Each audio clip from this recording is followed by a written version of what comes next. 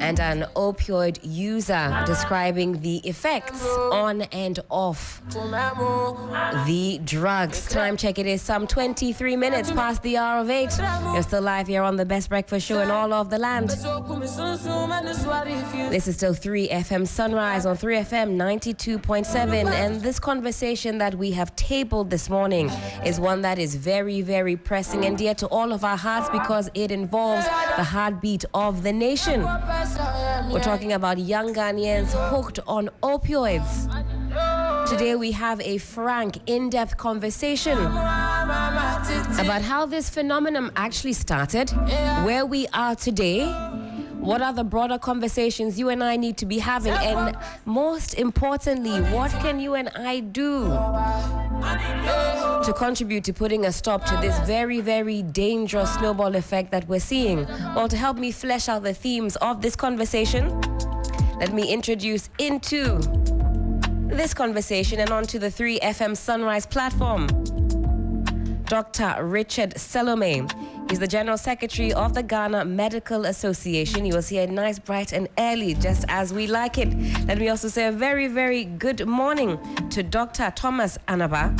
He's the MP, Garu, and also member of Parliament's Health Committee. Gentlemen, hello, good morning. Good morning, Helen. How are you two? I'm doing well. Good morning. Good to see you both. Honorable, how are we doing this morning? We're managing. Ghanaians. I always hear Ghanaians are the best managers. Yes, you ask any Ghanaian, how are you doing? So I'm managing. We're managing. Yes. Now, I'm very excited that you are here for us to have this discussion. I know that the conversation has not started today. We've been having these discussions about opioid use, or shall I say opioid abuse, by young Ghanaians and Ghanaians in general. Honorable, let me start off with you. How alarmed are you by the recent state of affairs when it comes to the opioid situation in Ghana? Thank you very much for having me, and greetings to all Ghanaians listening, and those in Garu also listening to me. I think I would say it's alarming from the point of view as a doctor. I just joined Parliament, so I have experience in the field, and I've managed so many young people with opioid abuse, both in my hospital for recovery, and then seeing them in the market struggling to even stand up, recognize themselves, react to the environment, and seeing young boys' behavior change drastically, to me is very, very alarming. The numbers of the youth that are engaging in this. So for my initial comment, I would say it's not easy from the medical point of view and social point of view. It's alarming. Dr. Rich, yeah. I can only imagine that you are also very alarmed by the state of affairs. You've monitored how this issue has traveled, and now it's almost reaching a crescendo where the statistics, I'm sure, don't even reflect the true picture, but a lot of our young Ghanaian men and women are hooked on opioids. What about you? How alarmed are you? Well, good morning to your listeners. And as Ghana Medical Association, this is an issue that has been on our agenda for quite a bit. And we have released even some statements on the abuse and the use of various types of opioids. And we are even more alarmed because it is the productive ages of people who should be working, who should be schooling, that are abusing these medications. So you have people missing man hours at work. You have people who are at work, including the health sector, where people are using these medications, and that is leading to various... Dr. Rich, but let me slight tack you a little bit. Did you say personnel in our health sector are also hooked on the opioids they're using? Yes. And abusing? Yes, and the thing is that opioids are not supposed to be usually just available for people to use, especially the stronger ones. But as a health worker, there are multi-pronged issues that even make you at risk even more. One, the area you work is very, very highly stressful. And then two, you are the prescriber. And so you have a relatively easier access to these medications. Again, also, it is easy for you to sort of hide when you are doing it, more than the usual population. And so we have also a serious crisis among health professionals as well. We reflect the society, and so it is that. And that is why it is very serious. Another reason why we consider this as a very serious matter, because indeed it is actually a national security matter, in the sense that people who abuse medications like this, when they move on from just being dependent into the addictive stages, even when they are dependent, they need this medication essentially, quote and unquote, to survive. And to live. To live, yes. It's become part of their norm. And so what this means is that once they are not getting it, and they begin, I'm sure when we begin discussing, you talk about the withdrawals and the things they go through, they would do anything to get these medications and use. And that includes selling of their things, that includes robbery, that includes petty thievery, and doing all sorts of things. And that is where it gets very dangerous and ruins the country. Yes. Very, very eye-opening initial commentary there from Dr. Richard. Let me also say good morning and a very, very warm welcome to Dr. Albert Sedohia. He's a specialist psychiatrist at the Kolebu Teaching Hospital. I have the men this morning. Doc, hello, good morning. How are we doing? Good morning, I'm fine. How are you? I'm doing all right. I'll also pick your preliminary thoughts about how alarmed you are by the state of affairs when we talk about Ghanaian youth and opioid abuse. So it's on the rise. We are in the crisis mode right now, and the accessibility has become more because of, we can call evil business people who want it at the doorstep of everybody.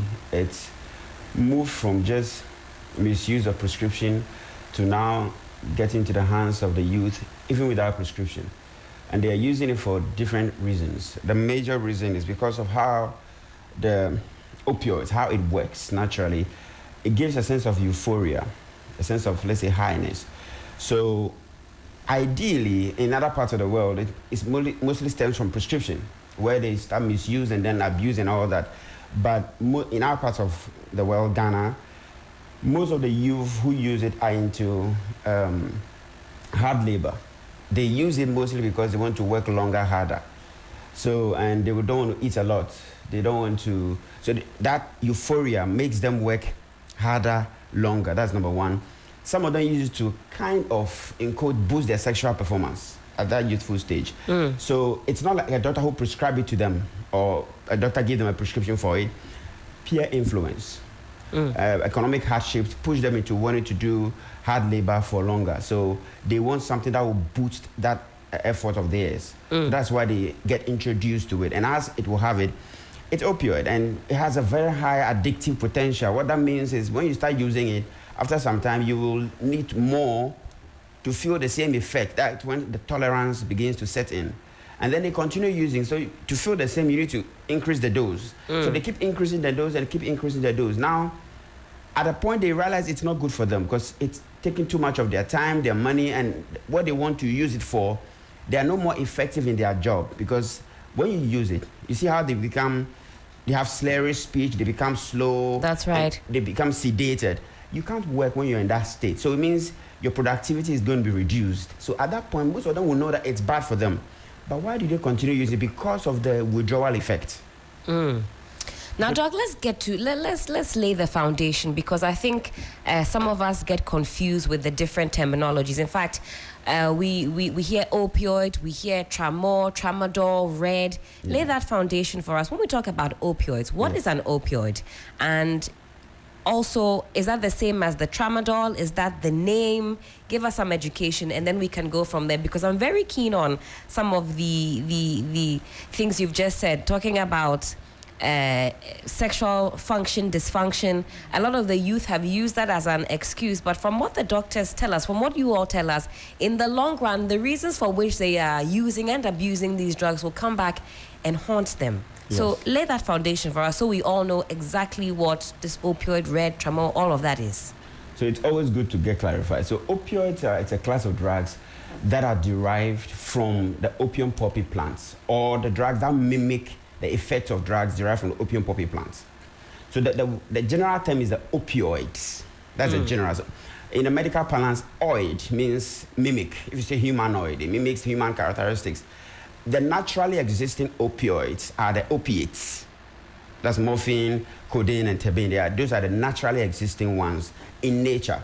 That's what you derive directly from the opium poppy plant. So opioids is the umbrella term that houses all of these, the natural one, the semi-synthetic, and then the synthetic. Now, synthetic simply means it is produced in the lab for So it's not purpose. from the plant itself No. directly? So what you mentioned, tramadol and the rest, these are synthetic, strategically produced from the lab for a specific purpose. And it works in a similar way to the naturally occurring ones that are derived from the opium poppy. Now, all of them work to mimic what happens in our bodies.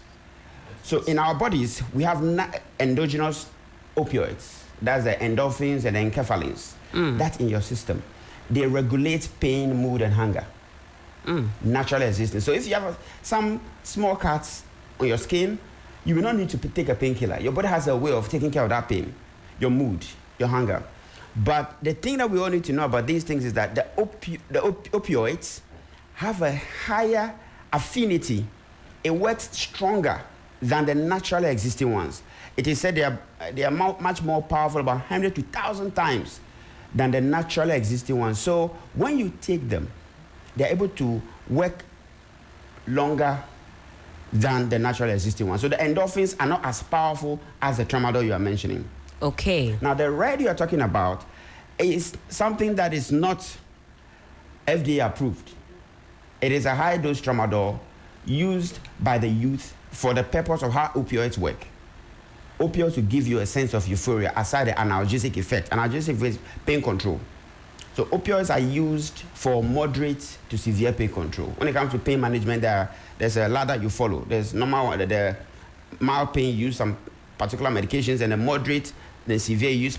Opioids are used for moderate to severe pain control. Right. Now, red, high dose tramadol, which is not FDA approved, and is used by the youth not necessarily for pain, but they're using for the euphoric effect to help them work harder, longer.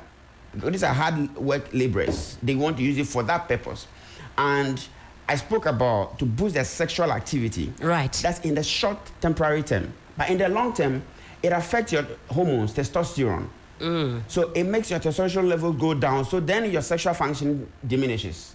And then other negative effects, which I'm sure we're going to talk about. So the reason why they start using it mostly is peer influence. So impulsivity. Impulsivity simply means you do something without thinking on it, without thinking about the consequences. So they start using them by impulsivity. But after some time, then it becomes compulsive use. Like my senior man said, you use it to survive, kind of. Because without it, you're going to have severe withdrawal effect. And to have an idea what they go through when it comes to withdrawal effects, just imagine you have nausea, vomiting, diarrhea, abdominal pain, joint pain, headache, agitation, irritation, times 10.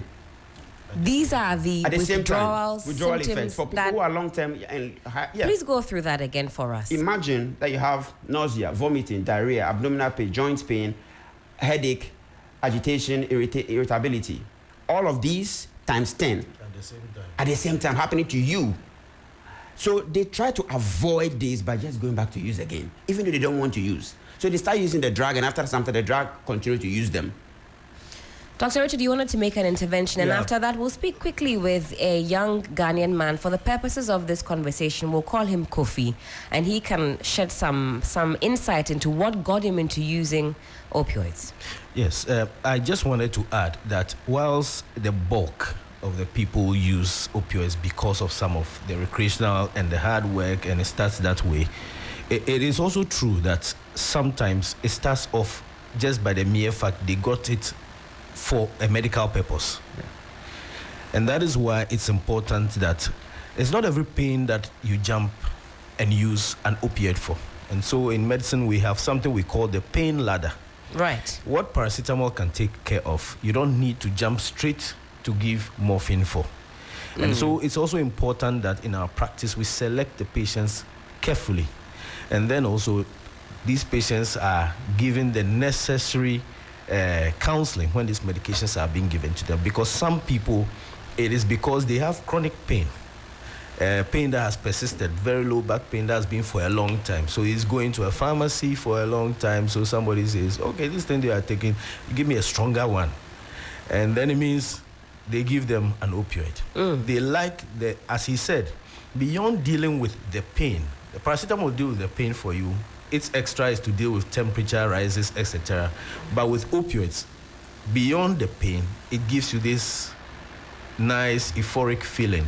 And sometimes when they describe it to you, you sometimes not understand, but you can understand where and how they get addicted. They'll tell you it's like you're on top of the world, all your worries are gone.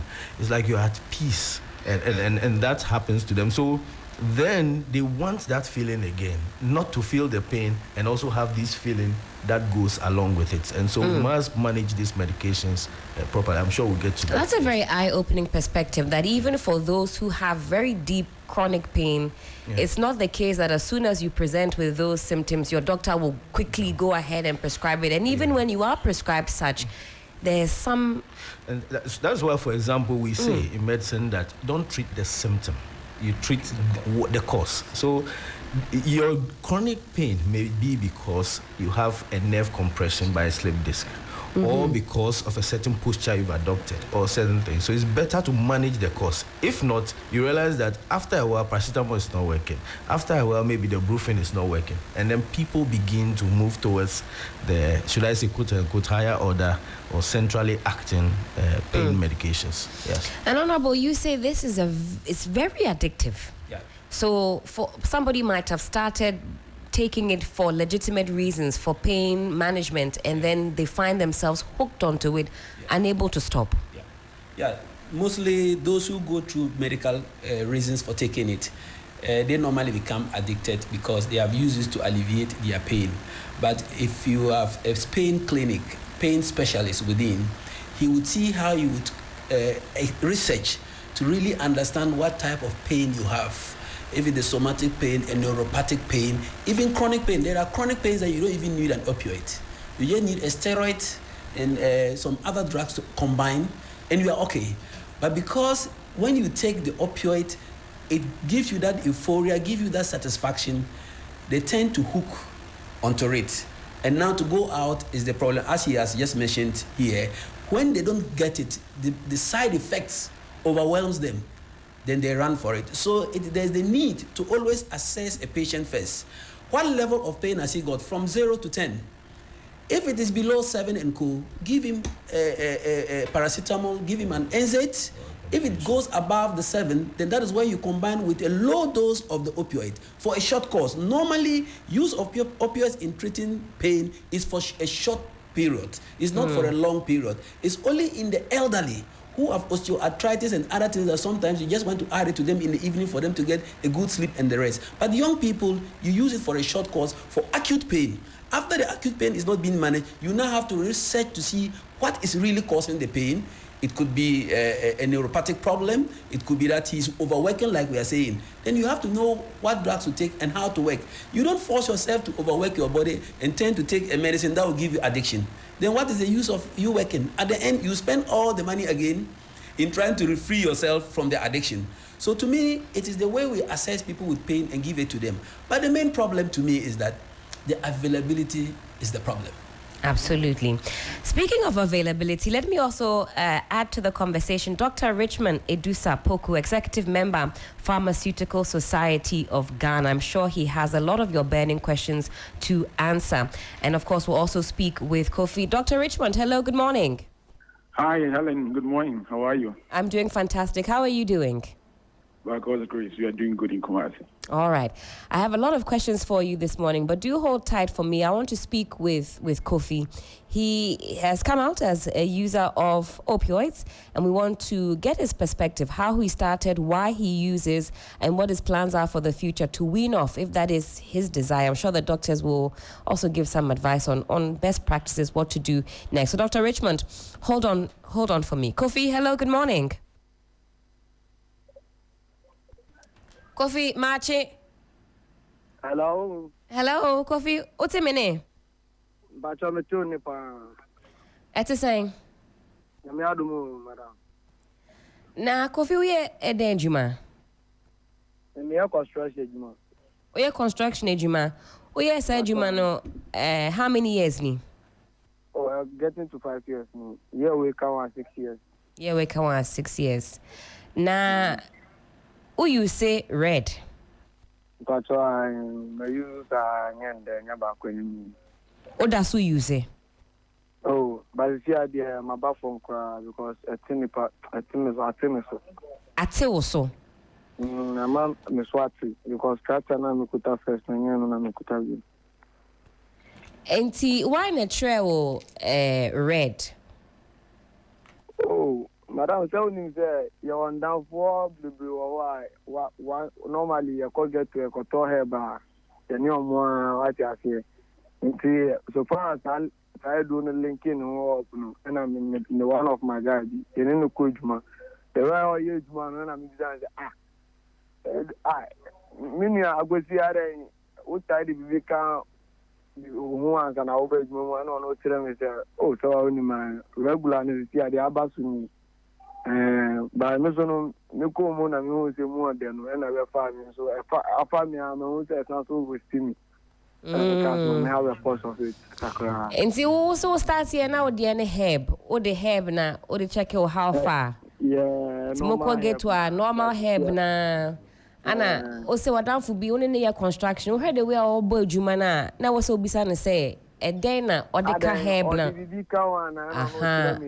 Update new. Okay. Update no me my update na me who say am Ain't he na red no o ton saying. Oh, first, none of boy this 8 cities also, but you see, I have bass ram and a boy. You see, I will be the business 16 cities, you see, 12 cities. And we are the same music I do. And also, mammy, actual structure. Because my person. First, no, o start to say, oh, take your red, no, na ma to me a juma pan. Then ma wa Hwadiana. I didn't the other mouth for now, no. Offer a mouth for hours. But a droning eye, say, particles, and I knew you forget the canyon. Into doing a fuel system now, how do you feel? All those one no, one say be opera, we track a Caribbean one sound now, baby. A bear say, crooning you hobium, as I won't feel so cool, but a few more, sharpening in a better my back. Now, baby, I wasn't prep for so many years, no crowd, I can't feel it happens no back. Now, drone. A drone motor were hefa. Oh, normally there were drug traffickers now I'm tidy back. Normal get two boys. Okay, so when yes a more pharmacy na motor. O say more drug traffickers e will get to her. Yeah, pharmacy they regular. Pharmacy on town now. So unko pharmacy bia wako bisa red a ye the red na ma o. Dabida. Okay. Motor will get to from drug traffickers, or bag get to no matter amamo. Ebi 8 CDs, ebi 12 CDs, so ya 2, maybe 16 CDs. Yeah. Now many doctors be how almost a red no a free system na. Utumi ye dizzy. Yes say utumi fe ema headache, ema side effects bebre. Oof to me feel side effects. Ampa. Media no cry because of for the past 2 years ago, now me papa, but the read the way me find about for man. Me find about from now say me man Fabio man na me ti no dia e ha me pa. Utini ya oya. Bomb ya kazanka me the men can die down. And no crap. But one who no one did you have no matter how. Ube yin in the pia adeno so no musio no na hayo mo. Unu musio na etine hayo mo. Kofi unu musio no na edro so high or more na control. Yeah, because one, if you are new, you won't be papa na ekoto you may be new you na. Ebe hinya de dia e liquid sense you. O no na ebustino. O no na ebustino. Kopem time na sa obody, na sa obody no mu a. We was the one that out na as order. And that time no. O shall feeling is about for my anga sa ka so top here. So when the dia no matter the more When did he no matter what, also be fit. Go fit because I didn't hear you no ma ke uko drugstore now yare and then the over no me do am so did so when did you no matter how I don't know they were boosting system no pa me Canada madam. No with me for more than 2, we with me for more than 1 but maybe past years me ba ko na me for because me won say mbo am na me ka say me fa the problem too is the baba eating. Let's say be mu to me fa overdose. Also fa no 1 e be mu to me fa ahe. Me with me for 1 pack now. 1 pack na say. Me ba ko fi to me fa the whole pack. Nipa ba ko. Wallahi madam. Eh. Na no. Oh madam, so unim say dia obi o ba fa the whole pack no. Ono obeboabo no obedi dope, obedi de betimi no. Na o se dem na so she bia ne ho nchire no. Na pack na ahe na ewom. 10 pieces. 10 pieces na ewom. Ti ade a wo bia wo nom 1, wakwa 2, obi to me no ma nom 10. Me too no put them into me no madam. Ba ko pe. Ma me kan me bia me no po na half po na me to so no ka dia je me no. Ti wana me ka so da. Then na ye wo twetwe mai. Onom 1.5 no then e see. O me no 1.5 no dia emon dia. Me sorry na me gina wa. Me hu me nim nyina se e bia me hu no se wo soro. Dia me hu wo me nim ai se obi a we ne su tin bi sa no. Asa wa sorry a u pese o peja o mo asa unni mo ja o mo de we ni su ta chin na ko fi mi to me bisa o ghetto no we fa he o hefa na mo drug traffickers no mo ghetto do se about nyama ni na ni ma yi mi ho efiri because mbo me na me bisa say o ghetto no we fa he ghetto potin e be na o ka ho asemi oh that be for now no first na me wo okay.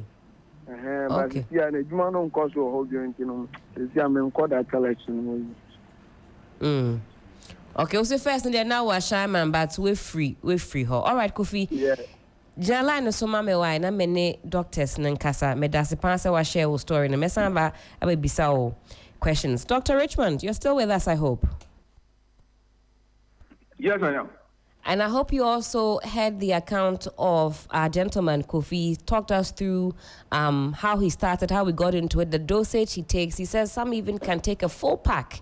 When he takes 1, even supplements it with a half, it's a whole different ball game.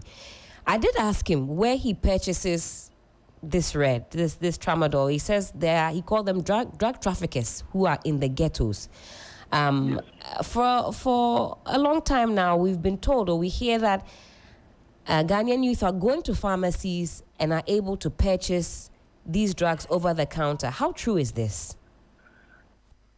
Not really true in terms of purchasing over the counter.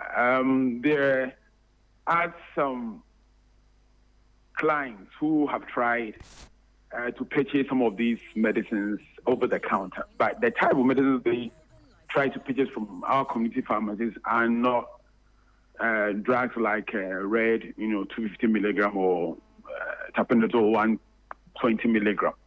They are usually things like pethidine, morphine, sometimes some tramadol, which they will try and do. Even in my practice, I realized on several occasions, people will actually come with fake prescriptions. And I remember one scenario where a client came and I should look at the prescription. I knew that private hospital.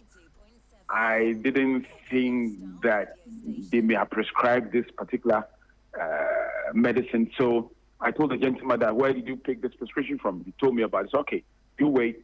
Let me call them to confirm. And that I told him about the price. So he said, okay, let me get into my car. I think he brought the motor and went out of the pharmacy. I was just watching him. He sat on his motor and voila, he was gone. I called the hospital, talked to the sister in charge and said, did you give a prescription to so-and-so to this person? And said, no, we even have this particular narcotic in our hospital, so we wouldn't send somebody outside. And the lady really panicked. And I said, well, somebody has duplicated your prescription, written a narcotic on it, and has bought it for filling. So there's a real duty for pharmacists in communities to make sure that they validate the kind of prescriptions that they get from narcotics. The Food and Drugs Authority has retrained all pharmacists. I don't know whether they've had interaction, for instance, with the doctors, but for now, the protocol is that for every narcotic that is written, clearly it should be on a different prescription. So the other drugs can be on their own prescription, but a narcotic alone must be on a different prescription. Sometimes we have problems where a doctor may write a narcotic and add other medicines to it, and you tell the client to go back and let the doctor separate the two kinds of prescription-only medicines. Sometimes when it's a public hospital, the client may go and the doctor may have left the consult room, and it brings a lot of difficulty. So I think that we can use this medium as well to talk to GMA. Right. That is the current standard. All right. Well, GMA is here, so they can also weigh in on that particular issue. So, Dr. Richmond, from what I understand, pharmacies are now being more vigilant, at least from where you sit. You're asking for verifications and some modifications to the way that the ways in which doctors prescribe narcotics. You say it should be separately done, not lumped in with other medications. Would you say that then there's been a rise in fake prescriptions, people coming to you with these fake paperwork and all of that, just to try and get their hands on some of these brands? Yeah, especially when tramadol became popular, was at its highest level maybe some 2-3 years ago.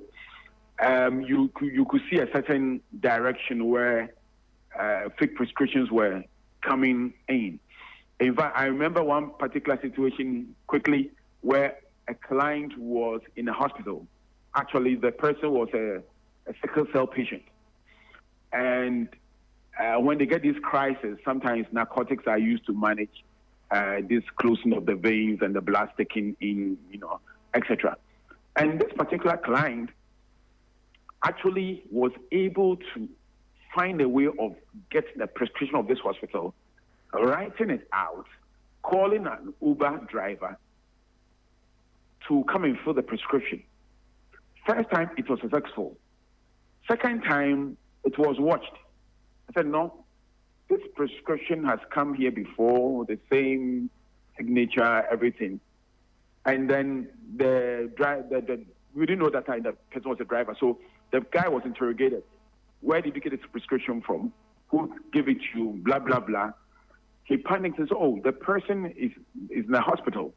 I said, which hospital? We identified the hospital. And then the driver actually called the client and said, I'm being questioned about the prescription that you gave to me. So we spoke to the client.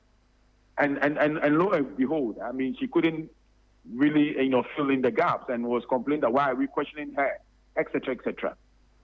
A day later, 2 doctors came from this hospital to the pharmacy and unfortunately started accusing us that we've been filling or giving drugs out. So in pharmacy, we have something called the dangerous drug book. We record, it's like a track and trace mechanism, but it's manual. Right. You record every narcotic you sell in the prescription, and it's given by the Pharmacy Council to us. And occasionally, FDA comes to inspect how do you dispense your pethidine, your morphine, other things. So one day came, we opened the book to them and said, this prescription, it came at this time. These are the retained copies of what we served. So for as far as we are concerned, these were valid prescriptions. We actually detected and realized that it was fake, and then we rather stop the dispense of such medicine. So then we asked them again, how did this patient get this prescription from this hospital? And that's where it got interesting. Eventually, we had to settle professionally, and then they went away. Dr. Richmond, hold on for me. Let me come back in studio and then we'll flesh out this conversation some more. Thank you for your preliminary thoughts and also that insight into what is going on in the pharmacies. And I'm sure everybody listening to us, other doctors, those in the pharmaceutical industry will take extra caution, a two-factor authentication, if you like, maybe even three-factor verification and all of that, so we can put an end to this canker. Let me come to Honorable Anaba. You were listening to the story of Kofi, who was sharing his story with us. He's into construction work. He says when he used to work with a gentleman who was also in the same field, and he watches the way the guy works. The guy says, oh, I've been supplementing with this drug. And he got involved. With the young Ghanaians, men and women that you have helped in this situation of coming out of drug abuse, is this story peculiar? Yeah, this story is very peculiar. It runs through most of them, majority of them. Just a few get addicted to it through medical prescription. Just like the gentleman doctor who just spoke now, you would see that the young people get the drugs through the illegal means, through people who are doing criminal business to make money. In fact, Kofi said, he called them, he said, we have drug traffickers in the ghettos. Yes, that's why I call it criminal profit-making group of people. They just want to make money because the dosage that the red is even 250 milligrams. For medicine, 50 milligrams is the tablet. The 100 milligrams comes in the vial, they put it in IV fluid and inject it into you slowly over 1 hour, 2 hours. That is how we even take it in the hospital. So this 250 milligrams is a high dosage? Very high dosage. And some of them are even able to take a whole pack of it. He says it has 10, so 2,500. Their system is just used to it. They've become so addicted to it that. So my problem is the availability. How do people get it in the system? To me, it is not more the issue of pharmacy, Food and Drugs Board or authority. Now, it's a problem of a national security issue. How to get those traffickers and all their distributing centers and work over it and stop the distribution of this to our young people. That is the main issue. I think that we should go beyond now Food and Drugs Authority going around to the pharmacies to arrest people because now they have controlled their part. Now doctors have to write the prescription on a different form. In the hospital, they'll only give it to you if a doctor prescribed. That one is controlled. The only people that we can control are the staff working in the hospital that we have to work on them to stop abusing it. But the general public that has made this thing to become very known are the young men and girls who are in the system taking it through an illegal means. They get the drug through an illegal means. They get it through trafficking, through criminals, not knowing that it's doing damage to them. We know you have to work to make money, not to get tired. But you don't kill your body and you will not live to enjoy the money.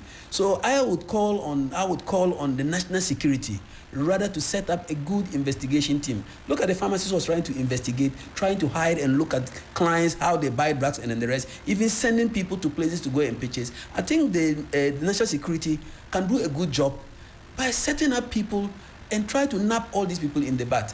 For my knowledge, I think we have only one source of entry point for narcotics in the country. And it should be controlled. Any drug that comes outside this, it means that it is illegal. Some of these young boys, you have to lure them, persuade them, and get to trap all these people who are dealing in these illegal issues. Because they didn't get it from hospital. They don't get the very toxic one from the hospital. They get them from the streets. And these are illegal drugs. Illegal. I don't think the Food and Drugs Authority would authorize its importation. I don't think the custom officers at the ports would allow them to enter. But they are here. They are here. It means that they are coming through unapproved routes or they are using illegal means to pass through the ports through corruption or whatever.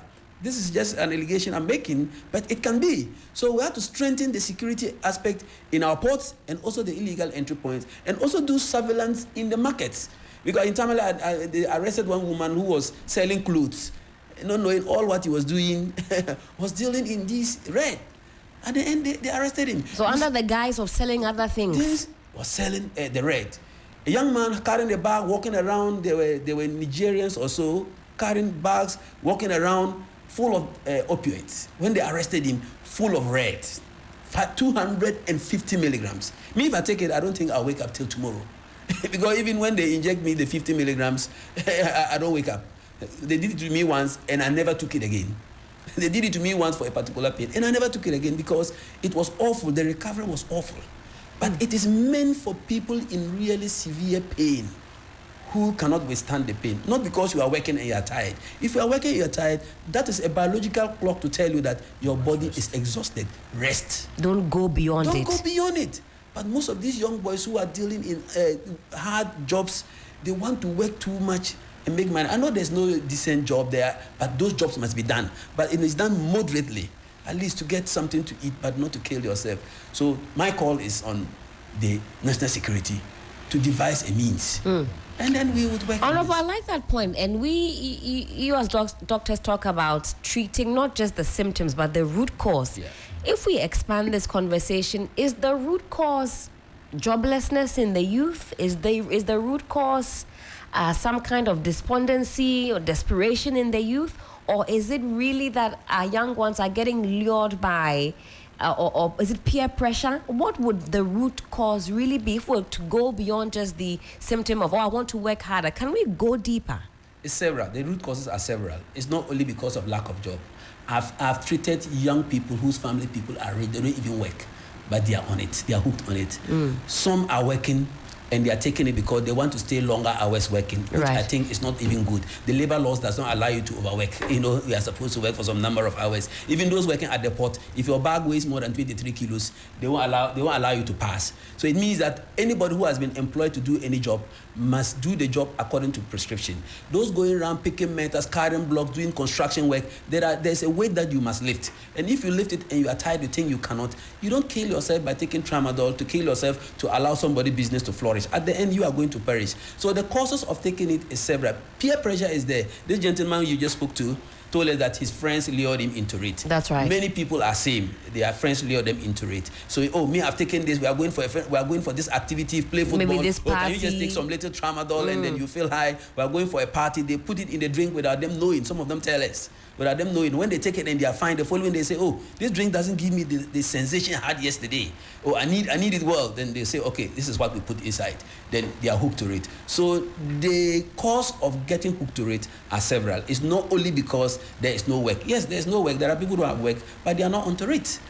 It is rather those who can work to buy it who are onto it. Right. And when they become addicted and they can't work again, then they find themselves committing criminal acts and then the rest.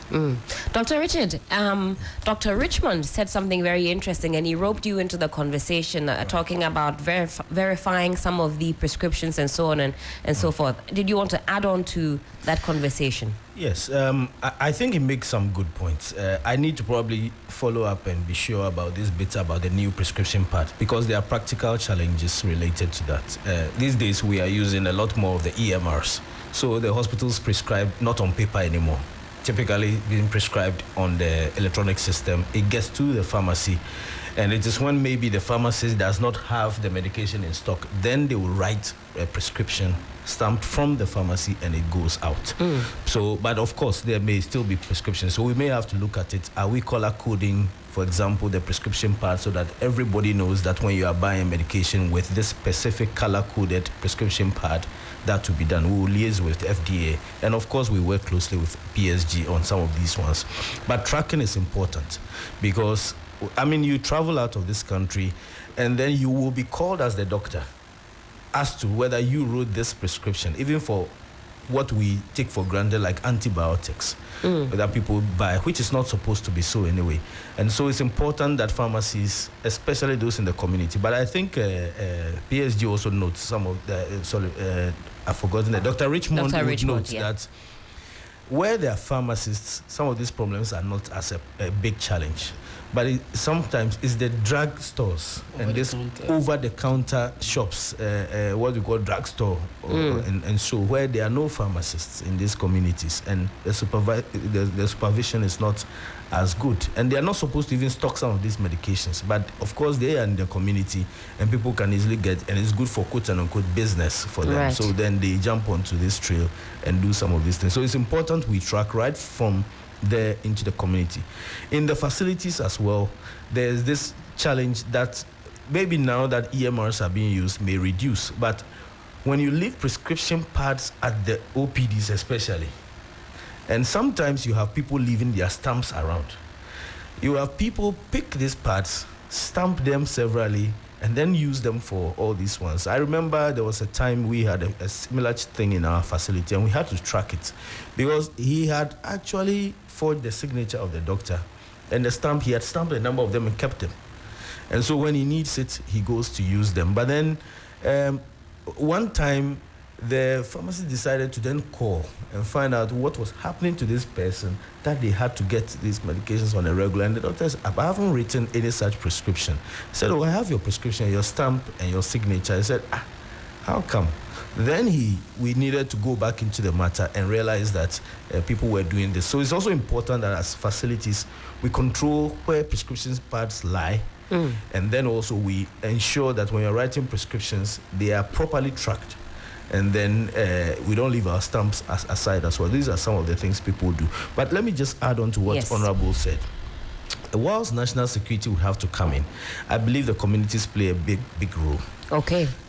Because whatever it is, this thing, if you dissipate the market, then the demand goes away.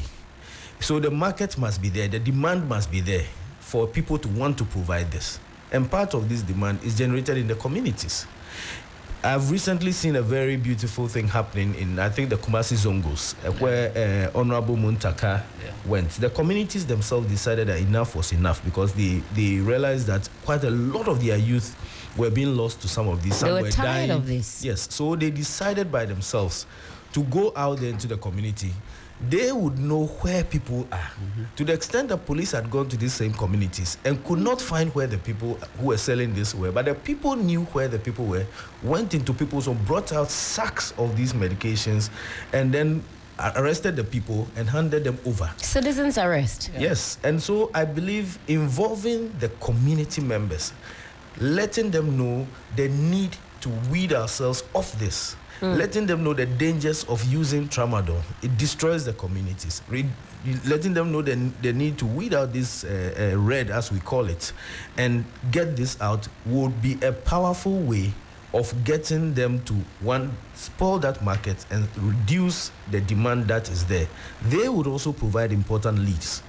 And because of what they have done, I know there were some discussions at various fronts to see how we then support them to identify those who are on the medications and support them out of it. Because sometimes when people do it, as we have said, because they don't find a way out of it and they suffer the grave consequences of trying to get themselves out of it, the bad symptoms and signs. And so you realize that then if I can't get out of this and I try to get out and I'm having this problem, then let me just continue. But people don't even know they can get out if only they are willing, and then they can go through the rehab and the other bits of it, and the society supports them and does not stigmatize them when they actually come out that I have this problem and I want to solve it. Then those who get out become powerful advocates to let the others know that they can get out, and there's help for them as well. Absolutely. Yeah. Dr. Albert, I want to come to you the next sort of minute or so we can also talk about the psychological impact, and then we can now talk about what the next steps are when persons who have been hooked onto these drugs want to stop. I want to ask Kofi if he has that desire to get off red. Kofi? Hello, madam. Red no opese ujai ana. Oh, me the bejayo. Wejai? No ada fuzu a crash ono no fampo, but ono ka wejai. Or assist your Okada driver. And can be so experience ono so the offer mutra entro. Obenwo. That's why. Okay, your friend is saying any so boni upa umboni din, but your friend no. Alidu. Okay, mameni Alidu nkasa. Ali. Alidu. Madam. Morning, that's a saying. Madam. Yes, say Okada. I'm your Okada rider. Your Okada rider. Also, far red nibi. Red nibi. I know my boys, you know. I am normal. I know my boys, nibi, mammy. O start ya che. Me start here. The time I buy, your friend saying 50 pesos. That time white nearby. Time I buy white. No 50 pesos. So to me, Tommy and 1 CD now. They are the. And after the adane red, e ba na white. After the red. After the red. In the more I be now 120 in Yama now. But they make a Ghana phone say most of the time some of Mutua, I'm sure Mutu phone in me. See, and shall Okada riders in your farm, and Mofa red. Mammy, Mofa red now. I'm from a bow in a different feeling into top speed and a different. Eh. Sana and son no master rider or Quam Ura, no Ura, baby, I mistake or Quam and yes, I'll money down. Eh, I live in a way they serious, because it's serious. Mammy. The American serious na me catch no serious amofa drivers na fa into kofro car unim se driver na rider no wafa white o se wafa red o no co speed ni nya unim mame omo sorry a obon say na ade ba ko so a Ghana police people na mistake ni say obetuma hu say bit now situation home or nordins wa baget to also on chinko for me on chisa nipa na odina na or nordins no bisa say then na one more not the problem ni na ko 2 weeks so I mean we ono ne kapa ni ketekete ne kapa ya ketekete o say herb ne de ni sa 2 minutes say red no ono enka hu kra eb no amo eno no mo de top up to say nipa wanum bibie wie na I say open husie na o de I say on na I say husie na ma wa fine enya bibia ko so okuru no enya nkofo ni no mo de red ali do 120 putin enti wo red no o fa o feel saying red no before I'm fan I say get to moon say obi to me to drink no anum bi obi to me into no kana they are me experiences are there no okita drink na me so o ma me yare en sipi kakra me so fan manum why on say na me chance say boys okita drink na kale drink dem ma me num kakra into no one day no o drink na it me say we bibi wo mo so aden bibi wo mo a sometimes and yes, be a down for never influence. So sometimes also Akuma no arguing now, okay, also against and I say we need to watch it. Now there are the problem, no ban. And I be my own, then I. Now, Ali do ready also peso jai and as a 1 peso jai. Ready, dear, me person me jai. You know, my starting take steps, I mean, the big jai. Steps, Ben Sana will take it. Me, my home. Him send their meeting first. Which me me dress me whole nice. Like no me comfort zone. But see I didn't want to me frame me say me no. And a baby I make quite na me no. It na on me no man na e baby me who say omo around me na ejuma me ya I was say no me bibi papa bi na there no omo mote no obi anye bi. Colleague na me no start here no. We bring pesa. You know, I'm a minimum difference about say I'm a core team or more from. Oh, Matthias, into me microphone no I different. And ninya a dream be an idea be a mammy and Casami improvement of my life Monaco. So anytime be a why fees are I'm open, I will the open. And I see and so fun I felt to say. If you muna or not this now, or so won't baby unya unja jumana o yeno. Now, cousin, starting it, yeah. Starting I started say a boy in Sana. Open the hot, be a hot, so feel it's a own one in our says any how can I what a gangster? Yeah, what a gangster. Oh, like me say moto no swa. Nipana or to which no feel be more. See, I know from an open and here, traffic yet say the lake a crana over that. If you know any time, the engine also boys in the blue on more traffic lights for so big in a knock. To me, she is one baby, Sana, where answer by Yamin Pingu. And you know, red in the problem with our bank uncle for so much. Now, okay, Simbi will say, oh, Crescent and now first now, and Sana will start red no. What difference? ewo ho. Physical difference be na we hu and also mental psychology wa dream mu difference be na abim. Physical difference among say me ankasa me body. Me color na sesan. Utumi wa na I say rashes be good. Before I start here poa, you know 120. The ma me ja 120. Madam for be on mo sama na say ha say no. Ne be ma no so ho baby no. Ho nyina start say ye black. Rashes can into you know say this an insertion show musa.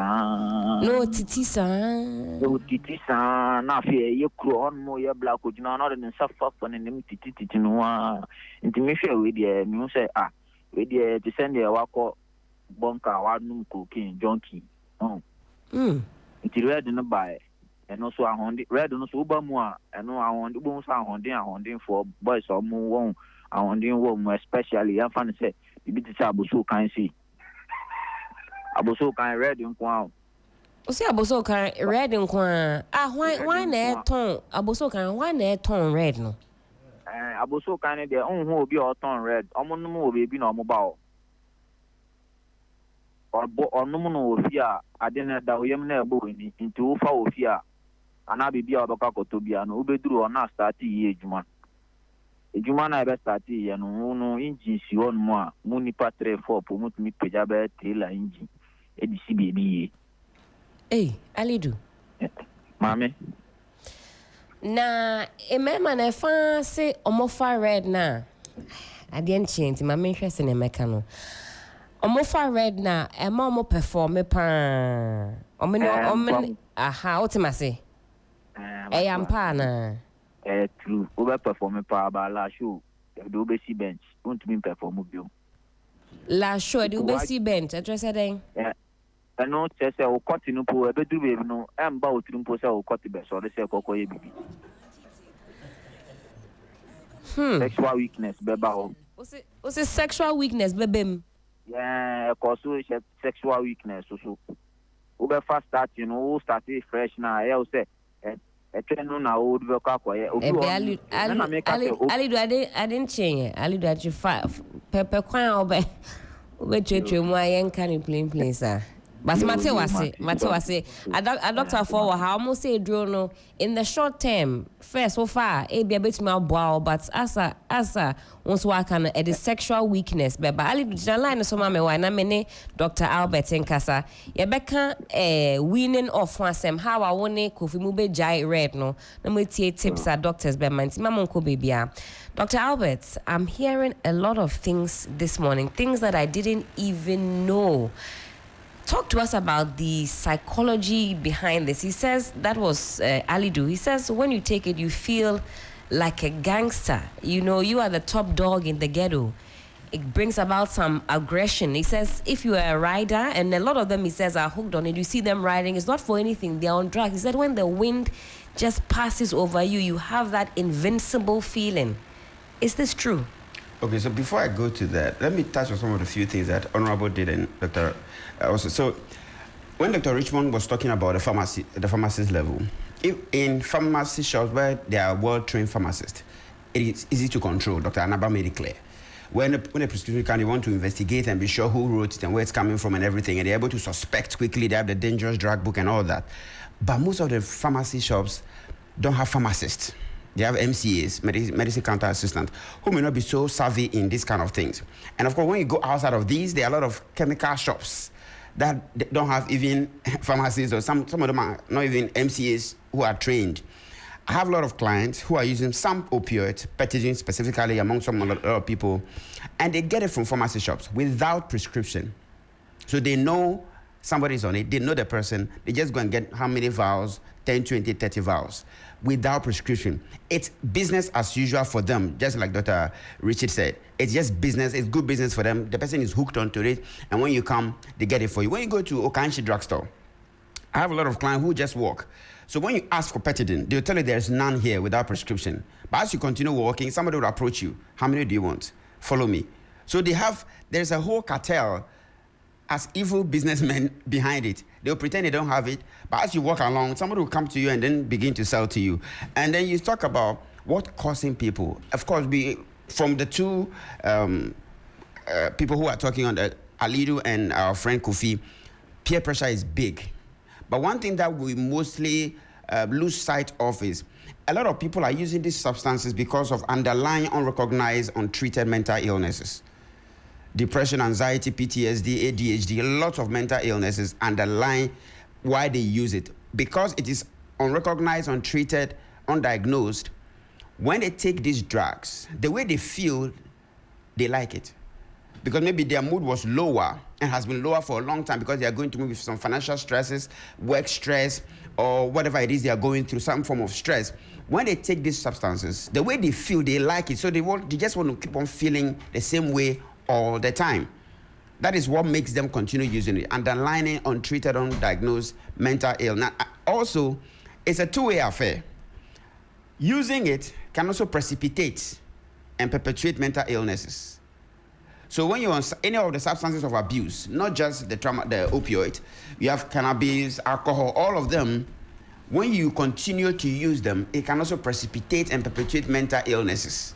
So it can precipitate it, and it can be the reason why the person may be used. So that's self-medication unawares because of how they were feeling before that. Now, most people wouldn't be willing to come out to talk about it because of the strong stigma. That's right. In the society. They just write you off. You are a drug addict. You are so and so. That's why a lot of people don't want to talk about it. And that's why a lot of people don't even come for help. You see? So there are lots of people who are there who are not coming out. Now, Dr. Richard also made something clear. Manual workers. You notice he's naming them for you. Construction workers, Okada riders, long-distance drivers. These are manual laborers. In fact, this is my first time hearing that. Galamsey sites. Riders. Heavy. Okay. Galamsey site. All manual workers, Galamsey site, and some criminals, armed robbers, and they all use this. And they don't only just use the red, they mix it with energy drinks that has that high in caffeine. And some also use codeine-based cough syrups. So people mostly don't just use the red or the tramadol, the high-dose tramadol. Why? Because, you see, it's a way of chasing the high. When you use it for the first time, how you feel, you may not likely feel like that ever again, but you always want to feel like that. So after using the red for some time, you may want to add something else, caffeine, a stimulant. You want to add something else, maybe cannabis, alcohol, a mixture of it. In fact, Alidu says the cannabis is like a top-up. It's a base. That one, he says the effects, you just add it to it. But yes. With the caffeine, if you mix this with the caffeine, I mean, can your heart handle that kind of pressure? When it comes to substance of abuse, tolerance is where somebody said a lot of peers can use a whole pack. And you're like, how? It's not too surprising. Because like I said from the beginning, when you start using it, after some time, your body becomes used to it. So you need more to achieve a similar effect. That's when tolerance begins to set it to the point where you can use a whole pack or two. We have people who are using the dose. We tell you, like, how are you able to survive it? Because of tolerance. Now, everybody should be aware of the fact that opioids in general can cause sudden death, respiratory depression. So you can die from opioids because of the tolerance. You keep on dosing and increasing the dose to the point where you just die. At the work site, at home, or wherever you may be hiding. So you could be on construction site, lifting blocks, your heart will stop. Because he said something, which I also want to focus on. He said, because it's oral, you took it, it's being absorbed into your bloodstream. That is why he's describing, he's giving you a practical experience. That's someone who knows what he's talking about.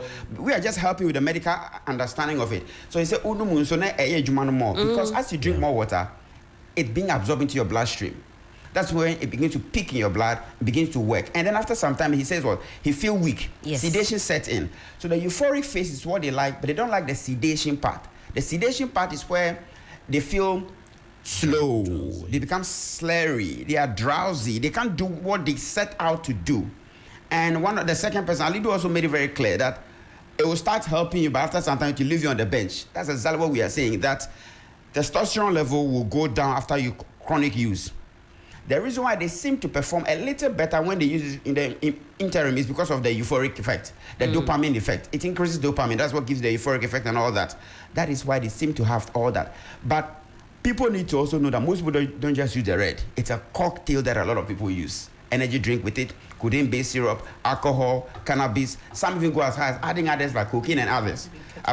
It's a cocktail most of them use because they're just trying to have high from a lot of substances together in one person, because tolerance has set in, but it should be made aware that you can die because it can depress your respiratory center, something that other ones may not be able to do. Like cannabis may not do that, but opioids can easily do that. We call it overdose. You just die from it. So, and then he said sometimes he feels like spirit is calling him to use the drug. A lot of people say that. That is compulsion.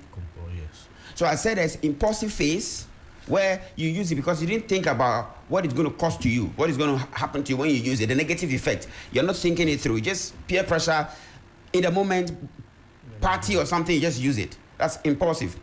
But when tolerance begins to set in, you need to use it to somehow survive. That's compulsion. Compulsion is fueled by withdrawal. Because the withdrawal effect, like I told you, nausea, vomiting, diarrhea, abdominal pain, headache, agitation, all that times 10, if you don't take it, these feelings is unbearable. That is why they need medical attention. Of course, I know we are going to come back, but you ask about the impact, the psychological impact. That's right. First is what we'll be talking about so far, addiction and dependence because of tolerance. It's highly addictive, and you should know that. You cannot just stop on your own easily. It's not easy to stop opioid. And from the clinical point of view, opioids are very difficult to treat, even in rehab. So we always advise residential rehabilitation at least 6 months. They don't do well with the outpatient rehab because it's very addictive. You are likely going to fall back. Especially if you are in the community where there's a lot of it available. Your colleagues are still using. Availability, accessibility, affordability. And then peer influence. Fueled by peer influence. So it's available, you can afford it, and it's accessible. And then peers will say, oh, try. That's it. Like there's fuel and there's, you light a match. Boom. That's so affordability, availability, and accessibility fueled by peer pressure. And then it worsens all. So opioids are dangerous. The interim, the temporary benefit they seem to get are never long lasting. The euphoric effect, which makes you want to work longer, it's never long lasting.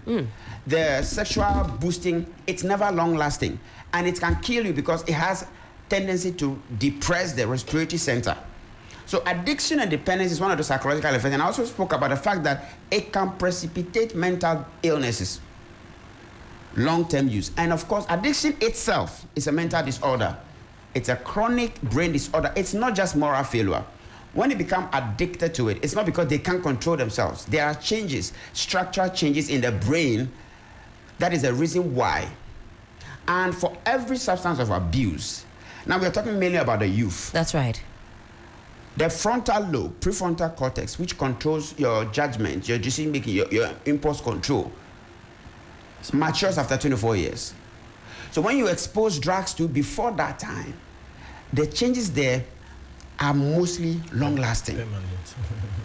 I just don't want to use the word permanent because there is some hope because of neuroplasticity and all that, but it's very long-lasting. If you expose yourself, your brain to it before the maturity, imagine that you don't know, you don't have good impulse control, good decision-making, all these, because after 20, it only matures, the brain matures from back to the front. Doc, you have put the fear of God in me this we need morning. you to have that so that a lot of people get this clear. Is very, very, very because serious. It's a dangerous drug. Let me speak with Dr. Richmond. I hope he's still with us and get some insights into what the Pharmaceutical Society of Ghana is looking to do as a body as far as helping in the fight against opioid abuse. He's already shared some interventions such as the double checking of prescriptions. But Dr. Richmond, what else is PSG looking to do to fight this very, very terrible canker? Today I've been exposed to some new knowledge and information that lets me know that this is not something that we can toy with, not even for another day.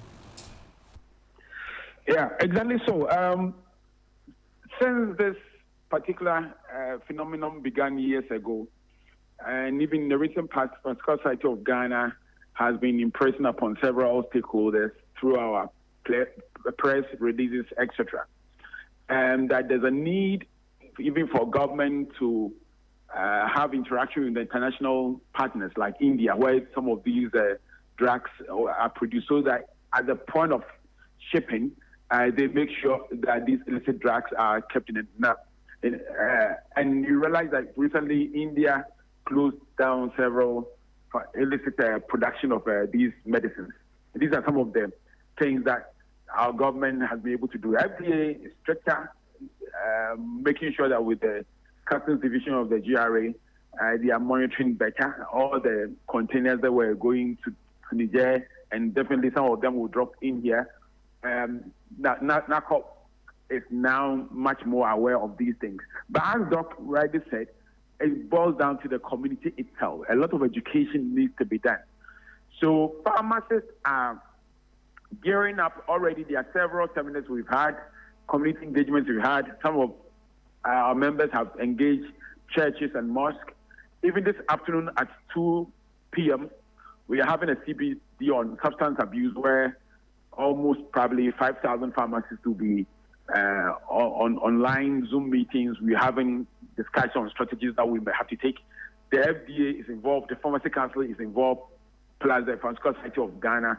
We want to run through all the strategies that we can use to help with substance abuse, not only opioids, but even with alcohol and other forms of substance abuse that we find in our communities. Because our members are embedded in communities, almost every 400 meters you may find a pharmacy.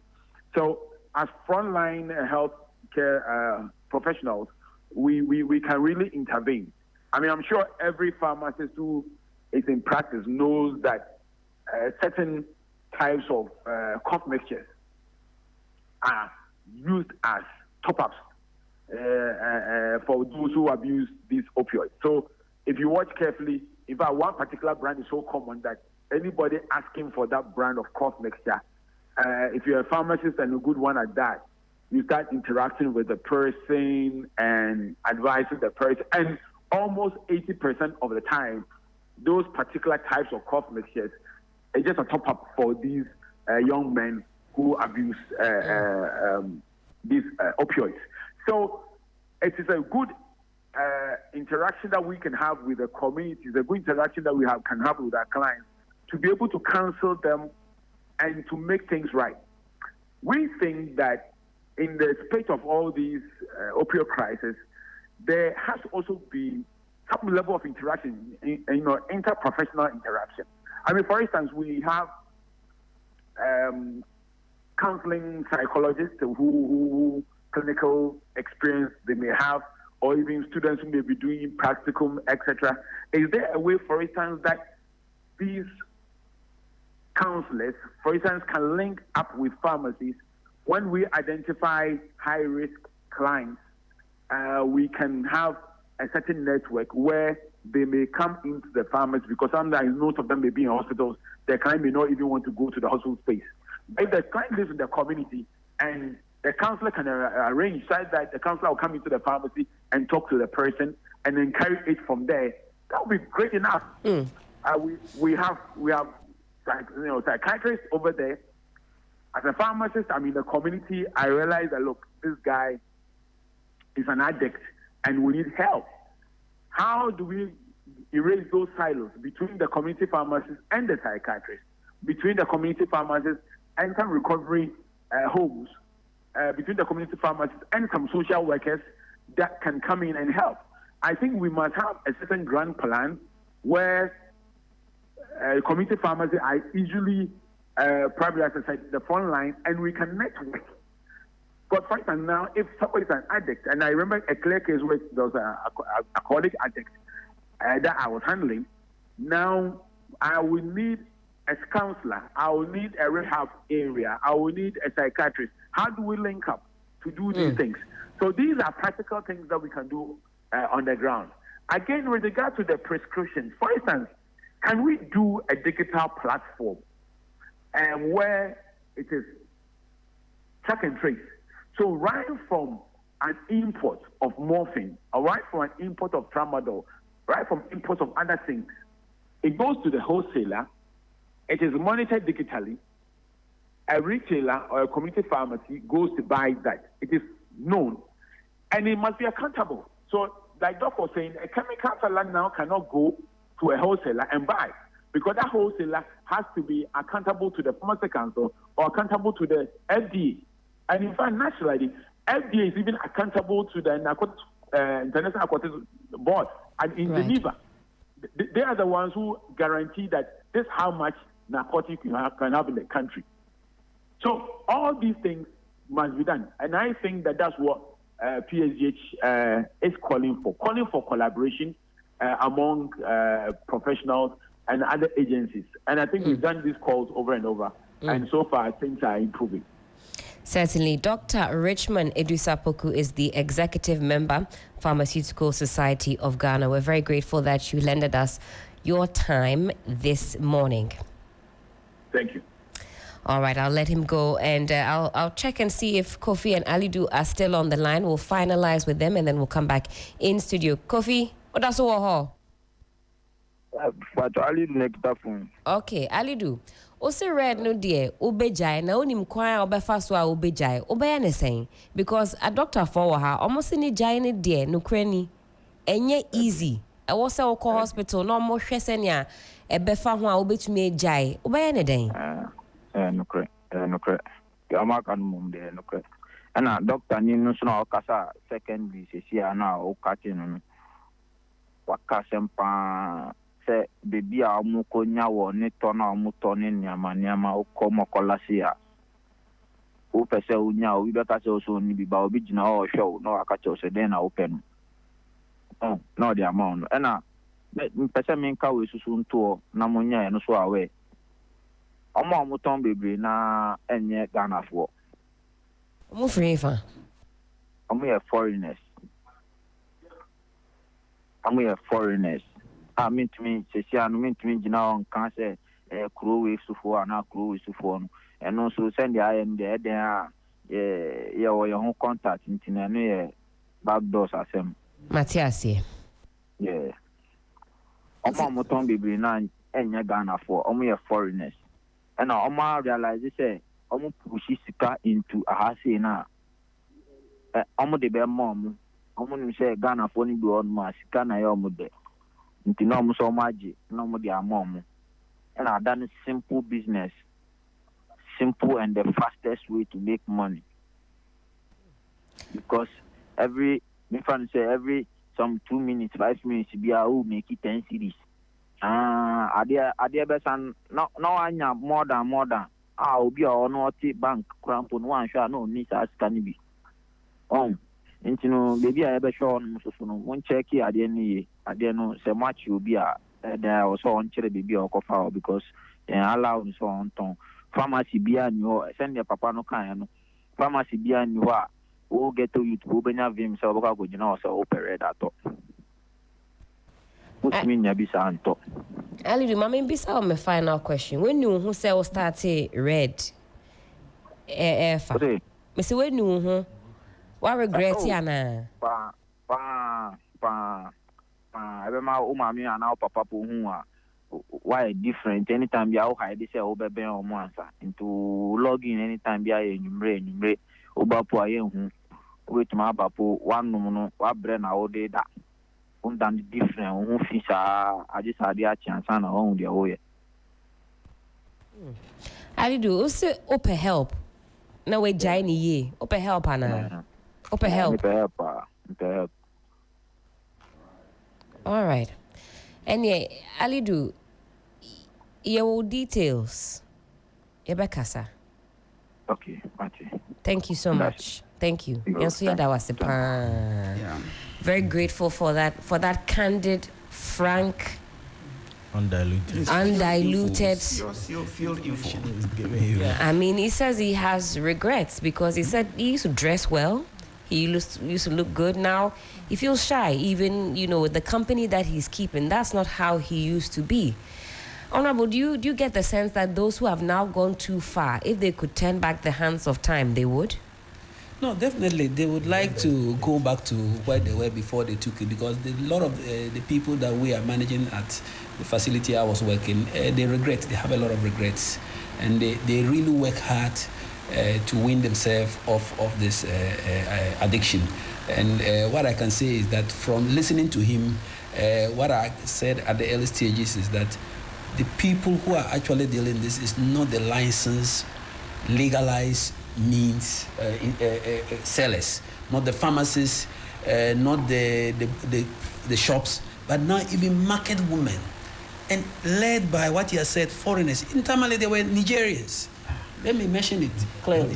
Yes, and this is where I'll call on. Alidu was a little bit more diplomatic. He says it's a backdoor something. You see, they sell things, phone cases, phone charges, and all those things. And they sell it alongside. And they sell alongside.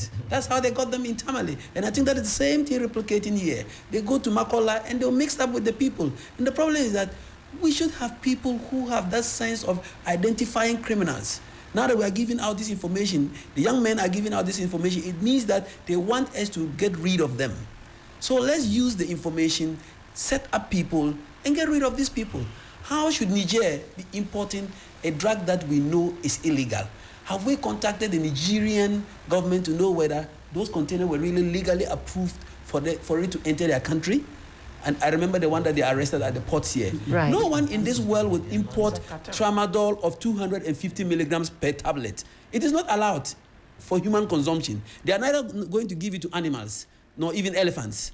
What are they going to use it for? It means it's a cartel dealing in it. So I think that the West African community must come together, security agencies come together to look at it. Whilst we replicate what Mutaka did, getting the community leaders to come up to form groups to propagate the information and make sure they chase away those who are conniving with these criminals who want to make money to induce our youth into these toxic drugs. That's what I think we should be doing. Because look, it's very frightening that in a market, common market, you can get to buy the most illegal opioid, overdose opioid in it. Tramadol, 250 milligrams. It's too bad. It's too bad. We need to sensitize the people. We need to form community watchdogs against tramadol. And we need to also get our opinion leaders in churches, in the mosque, everywhere, even our chiefs. Let's educate them. The young man, you see somebody sitting and he's absent-minded, track him. You get to know where he's getting it. His parents should reprimand him. The community should reprimand him and see where he's buying it and deal with that person. In that way, we'll save our youth. Or else, look, some years to come, like he's saying, their front lobes will not be working well. We'll have so many mad people, excuse my language, walking in on the streets. And you and I will not be safe. So we have to join hands, community leaders, politicians, security agencies. Let's take a crusade up and nip this thing in the bud to reduce it. We can't stop bringing opioid into the country to treat sick people. But that one must be properly controlled like they have promised that it's being controlled. And I know it's being controlled. Because if you go to any pharmacy to buy an opioid, they'll really record it down. If they have to invent a new prescription for opioid, that it shouldn't even be electronic. Let's have a special sheet for it. And all doctors must have a number attached to their stamp. When you come and your phone number attached to it, when you stamp and you go to any pharmacy to buy an opioid, then the pharmacy can start booking your number down to query it to see how frequent you send people to buy it and who you are asking to come and buy. From there, they can track you. I think doctors actually, majority of them, I don't think they abuse this. It's the patients who are very smart, those taking it. Like they said, they'll steal the prescription and be signing for you. Or they take one that and stamp it and go and do their own signature for you. And you'll be incurring problems. Meanwhile, you're not the one who is doing it. So tracking of the movement of opioid, right from importation, manufacturing, distribution, selling, and consumption, it must have full records and must be controlled. And no one can prescribe tramadol or even paracetamol mixed with tramadol. There are now tablets, paracetamol with tramadol mixed, that they sell, paracetamol with diclofenac. Those ones are accepted. Even those ones that are mixed with paracetamol and the rest, we sell them mainly for the elderly people, for osteoarthritis and the rest. It should be well controlled. And in that way, we would save our youth from this cancer. We say prevention is better than cure because from what I'm also gleaning this morning, the withdrawal and the weaning off and the rehab is also not easy. It's not straightforward like maybe Alidu and Kofi say, oh, I know myself, I'll just stop. How do we go about weaning the young people off the opioids? Let me just maybe on a lighter note say that one of the key things my friends and I we talk about is that no matter how high you get on these drugs, you can never be the most high. But it's a fact that what it just says, even though we say jokingly that no matter how high you get, you can never be the most high, it just tells you that once you start, you can never get there. And so it is a dangerous path to take. Now, to do this, there are multiple ways, but it requires multi-sectorial and then collaborative effort. And one of the key partners in this is you, actually, the media. And so as GMA, what we appeal is that this should not become a one-off discussion that we are having. All media houses, for example, should have this at least once in the month. We are talking about this front center, so that at every time people are knowing and learning about this. I have had many messages. I shared the link, and people are sending messages. Oh wow, I never knew this and this and this and that. And somebody's even suspecting a certain party. They went. This must have happened because of this and that, and so they would be careful next time doing A, B, and C. And so the public education is very, very important. So there must be sustained media effort to center this discussion. Beyond that is the community education that we've talked about, and roping in key leaders. They know where the thing is.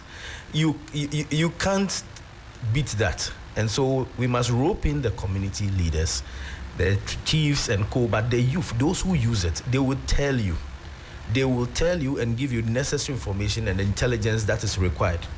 Again, for us as associations, we will do the advocacy and push, but we also need law enforcement to match that energy, in the sense that they should be going out there. They know their methods better, but they can go out there as mystery shoppers looking for the same medications, and they will easily find people. Beyond that too is that we must support those who want help, like Alidu and Co. Right. Because cost of rehab is expensive. The initial phase is the detoxification. Albert will give you more detail into that. But beyond that is the rehab, which is at about a minimum 6 months going. And this is not paid for, so you have to pay. And so if I come 1 month, 2 months, I cannot afford anymore. Especially remember, during that period, you are not working. So your source of income is gone. And then you now have to pay a lot of money for this. And so people who need this have to be helped to be able to go through the rehab. They then become advocates and champions. The danger in some of these is also the fact that maybe Albert talks about stress and all these bits, but belying that, if I want to go deeper, is the fact that we are building a youth and society who have less and less resilience. You see, you can only build resilience when you face the challenge or difficulty. These days, we are raising our kids on mobile phones. They don't have human-to-human interactions. When we were kids, you were going to play in the park. Albert brought the kids 5. He catches the ball, and he wants to go if we don't give him our best player. Those are actually important milestones in the training of our children who grow up into the youth and adults who then go into this. Why do I say so? Because I have to learn negotiation skills with Albert when I have to give him my best player so that we can have that. You have these papa and mama games where somebody will take your girl from you, you cry, you go back, maybe you see somebody with your friend, you are broken down and all, and you build resilience out of that. You learn about disappointments. You learn about how to overcome that disappointment. Now we are raising our kids on the phone. They're in the houses, they don't interact with people, they go to school, they finish, they are in extra classes, they are getting home, parents are not there. Parenting will also play a very key role when we are talking about the long term. And so the person doesn't build any resilience, the least stress, he's looking for something that can give him some high and some euphoria that lets him forget his problems. He fails an exam and he feels like, look guys, Charlie, let's go to the party and Charlie, let me get this off my head. And so at the party, then he gets used to these drugs and all that. So it's important that we also begin to look at the longer term issues of, especially parenting, if I want to emphasize that, building resilience in the people that we raise. Because then this funds out into addiction, various mental health issues as well. So these are some of the ways I think we can. Of course, he's talked about it, but I think the Niger and Co are landlocked countries. They don't even have ports of their own. So clearly, there must be something happening either at our ports or points of entry, and we believe that must be looked at. Thank you. Certainly. Time check, it is some 7 minutes to the top of the hour, 10 a.m. Only some 7 minutes to go until we're bidding you farewell. Dr. Alberts, the weaning off of the drugs, the rehab, there's some detoxification that occurs. How does that usually go? How difficult is that? Okay, so the first phase is the detoxification, which has to be done in a medical facility, because, especially with the opioids, it's quite difficult to get off on your own because of the withdrawal effect. It will get you going back to use if you don't get help. So there's medication-assisted treatments where you come to the hospital, we admit you between 5 to 7 days. Some people use 7 to 10 days, depends on the severity. We give medication to ameliorate, to kind of help you with the symptoms, like you are going to have vomiting, diarrhea, nausea, pain, headache, all that. We're going to give medication to take care of also symptomatic relief. Addiction is not curable. You will continue to be in recovery when you stay off the drugs. But we are giving medication to make it easy for you to cope with the withdrawal period whilst washing out whatever is in your system. That's the detoxification phase. Beyond that, what we always recommend is immediately after that, for opioids specifically, we will advise you to go for residential rehabilitation. And you see, many people don't know this, but part-time rehab is the best in Ghana right now in terms of resources and everything. I mean, you don't have the best facility in terms of the structure or whatever, but they have the best trained staff in the whole country. Doesn't matter whichever rehab you may mention, but part-time is the best. They may not have the structure that fit AC or whatever, but in terms of the staffing, the qualifications of the staff there, they have psychiatrists, psychologists, they have all the expertise that you need for. They use the therapeutic community system, people who are in recovery or who want to start the journey, they learn best from their peers and then guided by experts.